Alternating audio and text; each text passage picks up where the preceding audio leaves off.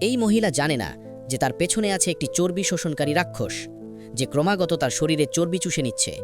তাই সে যতই খাক না কেন, সে কখনো মোটা হতে পারে না, তার ওজন বাড়ে না, বরং উল্টো কমতেই থাকে। আর যখন তার শরীরের সব চর্বি শেষ হয়ে যাবে, তখন এই রাক্ষস তার শরীরের পুষ্টি উপাদানগুলো শুষে নিতে শুরু করবে। ঠিক এমন সময় চর্বি শোষক শয়তানের সাথে লড়াই করা ডিমান হান্টার কিমি একটি জিমে পৌঁছায়। সে দেখে একটি মেয়ের শরীর থেকে শয়তানটি চর্বি শুষে নিচ্ছে। কিমি চুপচাপ মেয়েটির পিছু নিয়ে ওয়াশরুমে যায়। কথা বলার ছলে বলে, আমি আমার ওজন নিয়ে খুব চিন্তিত।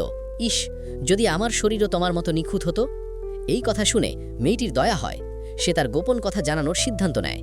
ঠিক তখনই কিমি মেয়েটির কাঁধে হাত রাখে, আর তার ট্যাটু ধীরে ধীরে সরে যেতে থাকে মেয়েটির শরীরে।